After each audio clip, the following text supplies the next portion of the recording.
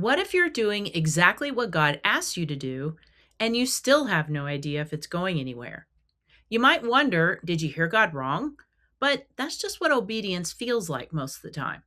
About a year ago, I started posting every day on the social media platform X. And part of why I chose X is that the conversations there tend to be different.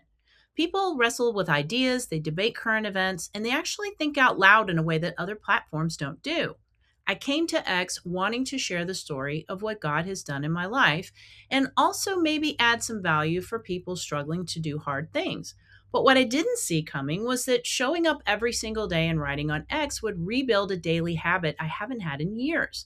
By doing that, I actually found my voice, the voice that writing for corporate America for 20 plus years drowned out. Well, now I'm a therapist. I encourage people and I give them tools to help them commit to actions that might actually change their life. That's part of what I do with social media too. But faith runs underneath all of it for me. It always has. I still feel like there's plenty of room for me to share how God has impacted my life and how He can do the same for you. God used that daily writing habit on X as a launch pad for what came next, which is this 30-day video challenge.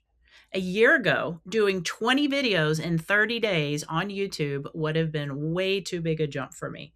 God knew not to show me the staircase, He just gave me the next step. But here's where I get myself into trouble. When something starts to open up, I want to make an elaborate plan. I want to learn everything about it and try to figure out what it's going to become, what it might do for my platform, my business, or my reach. I go way out there. But the further out I project, the less present I am to what God actually gave me to do today. I mean, you can really go on a rabbit trail trying to figure out how to make your videos better. This challenge is not about the metrics. At the end of this challenge, I'll make some prayerful decisions based on the numbers I get. Maybe this format does something really interesting for me, or maybe it just develops something in me for a path I can't see yet. My job right now is to show up, communicate as well as I can, and make what I do as excellent as I can make it right now. The outcome and where this all goes belongs to God.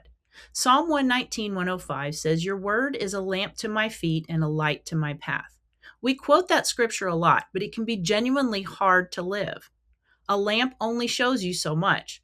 It's hard not to wonder what's out there beyond the reach of the light. So here's the question I want you to sit with. What has God already given you to start that you're delaying because you're trying to figure out the ending?